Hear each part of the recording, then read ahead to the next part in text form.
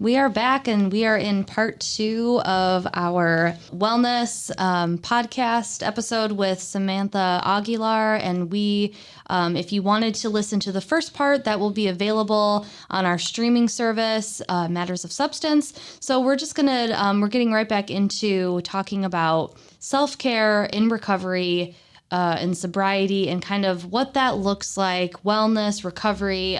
Some people have their own definition of self-care. So we are going to go into a little bit more of not so much surface level. I think people only pay attention to the surface level of self-care, but Samantha is going to tell us more about that. Yes, thank you. So, self-care is so much more than like a spa day. Okay, so I think self-care is creating healthy coping mechanisms and using tools that lead to a more fulfilling life. And if you look at it that way, well, that's a lot more than just like getting my nails done.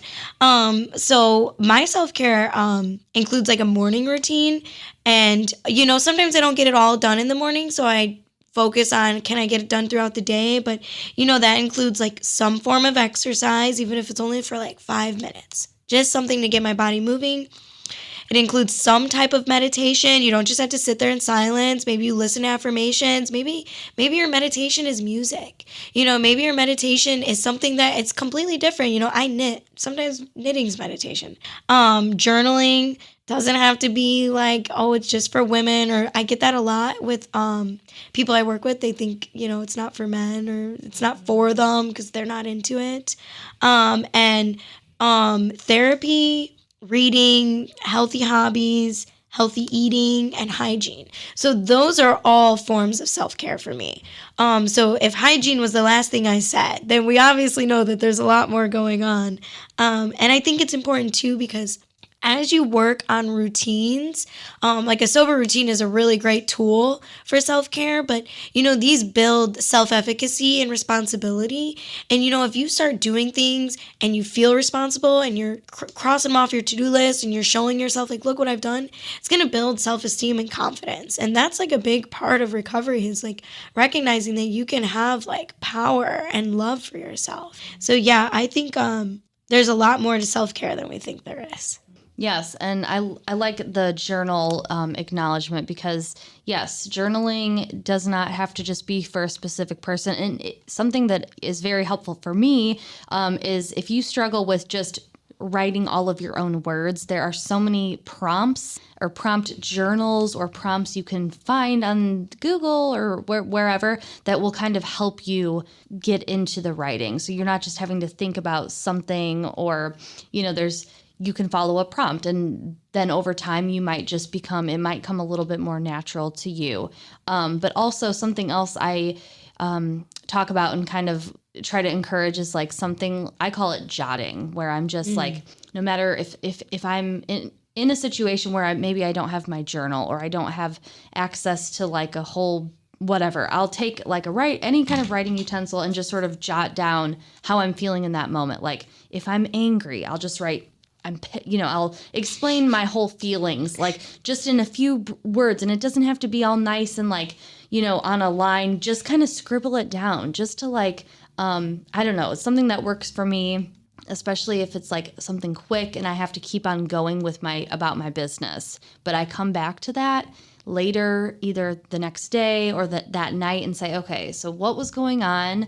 Why, what was happening, and just sort of so that I can remember that, and that helps me remember the situation. Maybe somebody said something to me I didn't like, or I had a reaction that I was used to doing from like childhood or like my teenage years, having those poor or, maybe not poor, but not the best reactions. And then I go back and review my little jots, and that's another form of journaling I think is important too. So wow, I love that.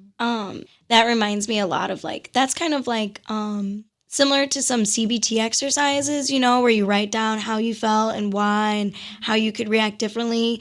That's similar to a daily personal inventory with a 12-step program. And it is really important because recognizing too, when you write those things down, it allows you to be like, oh, like I just feel this way. it's not like I have to have so much identity around it.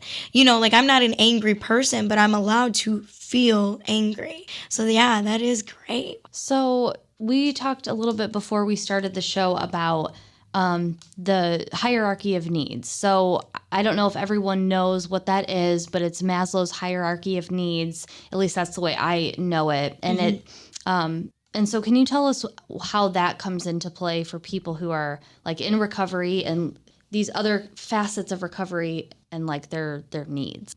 Yes, definitely. So I think it's important for active addiction as well as recovery because, oh man, there's so much stigma around addiction. And the more that the knowledge is out there of the hierarchy of needs, I think the more people can understand that, people in active addiction that don't have clothing and don't have housing and don't have food and don't have resources, they're not going to get clean. They're not able to hold a job. They're not able to go and be a productive member of society. They're not able to have like a spiritual development, And that hierarchy of needs is very important because I worked for a company and they were very big on providing resources. And I love that because it was so important of like recognizing, I can't expect this person to go into treatment when they don't have shampoo and they don't have shoes and they don't have clothes. I can't expect people to get out of treatment and stay clean when they don't have a home. They don't have money. They don't have food in their fridge, So recognizing like that hierarchy of needs is very important for active addiction and recovery. So if I'm going to begin to work on myself, okay, do I have my basic necessities? Okay, now I have those. I've reached out. I found a social worker. I found some adjunct in the community because there's so many great adjuncts now that can put you on to resources. Okay, now I can begin to work on personal development. And then when I work on personal development, now I can work on spiritual development. So yeah, that is really important because people want to just jump straight into like therapy, or they just want to jump into like, oh, I found this religion, but like, wait, can we tune in? Like, do I have my basic needs met? Okay, now do I have this met? Now do I have that met? Because there's a lot of like looking down on people for not being somewhere that we expect them to be, but like, what have we done for them? They don't have somewhere to live. They don't have food. They don't have shoes. Exactly. And us people just saying, well, just go get sober or just stop. It's so frustrating. And yes, it's like, something I learned recently was we are not going to, it was more, we were talking like harm reduction. So people's, watch out. Harm reduction. Yeah, right. I know people have some strong beliefs on harm reduction. But it's like, if we tell somebody that they have a cancer diagnosis or they have diabetes, typically the doctor or whoever is working with the patient is not going to make them do the most extreme of measures first, right? You're not going to expect someone with diabetes to completely cut out carbs and sugar and completely change their eating habits. They have to take it one step at a time, and they have to do it slowly, and it's never going to be perfect. But so when we put this whole, oh, you need to go get sober and then things will, turn around for you. Well, but like Samantha said, they don't have anywhere to live. They don't have their shoes, they might not even have shoes. And we're expecting them to hold down a job so that they can pay for housing and, or to go to treatment when they have nowhere to go when they come out, and they have nothing to sustain them when they come out of recovery or out of, inpatient treatment. So why are we expecting people to take the most extreme of measures without first identifying like, okay, do they have transportation? Do they have shelter? Do they have food? Do they have access to, like we were talking about, hygiene and, making sure that we're able to brush our teeth and that we're not, we don't have some sort of infection like, on our foot or wherever from just not living in a habitable place. So why are we expecting people to, go into treatment and never experience a relapse and just stay sober for the rest of their lives and be on the right track when there's really not a whole lot that is helping them? Yeah. But yeah. how would you talk about people finding the resources that they may be looking for? Like I hear this all the time. We have resources here, but no one knows how to access them. Oh my gosh. It's so common. It is common because there's a lot going on in the community, but it's really hard to like tap into them.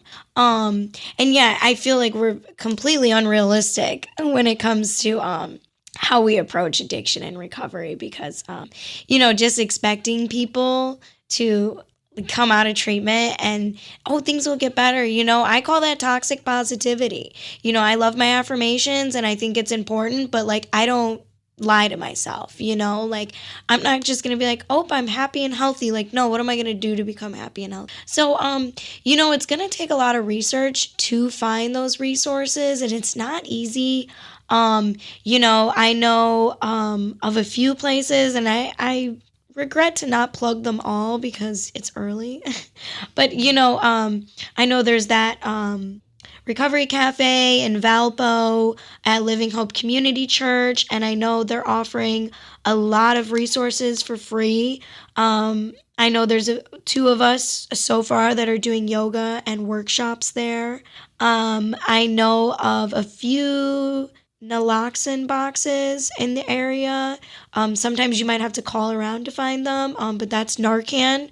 I also know some places offer drug testing kits because harm reduction includes that.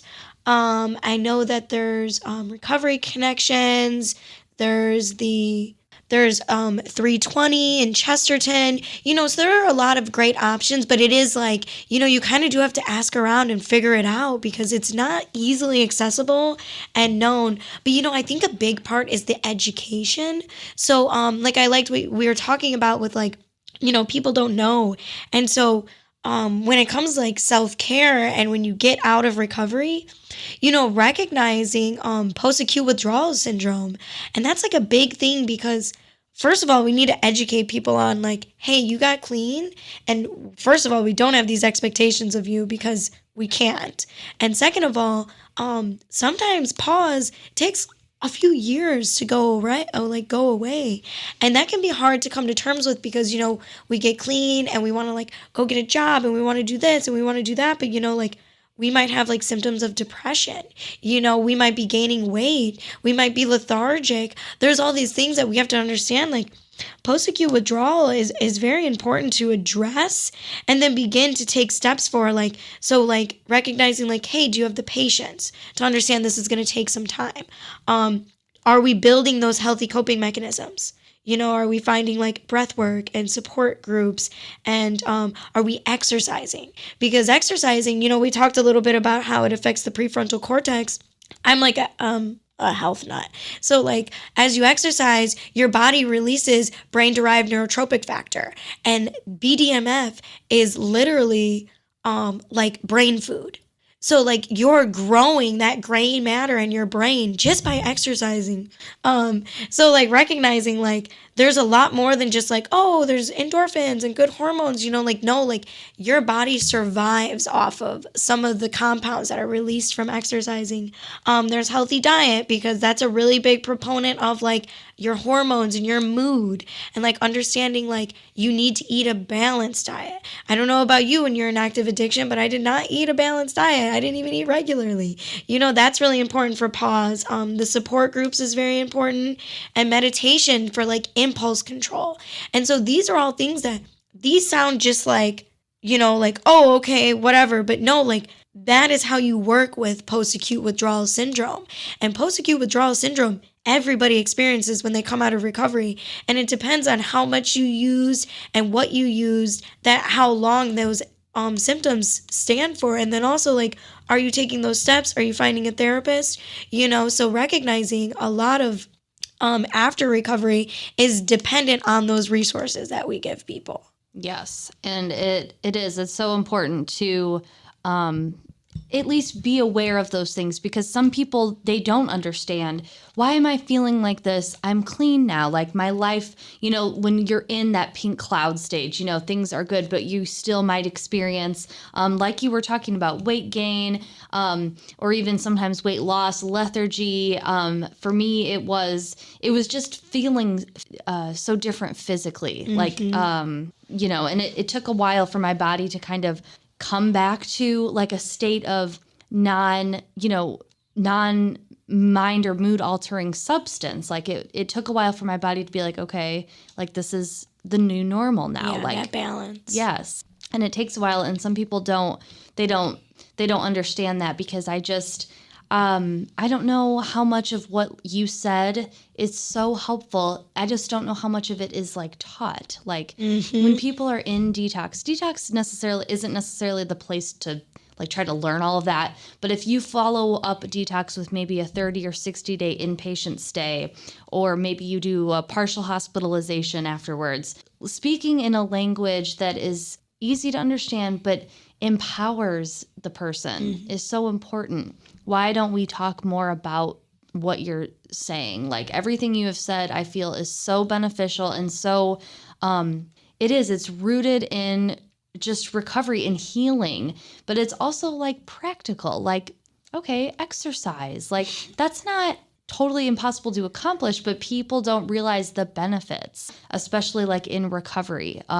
So I feel like there are a lot of missing things in, depending on where you go, or sometimes there are a lot of people who I think, maybe they go to detox, but then they just do everything themselves. Yeah.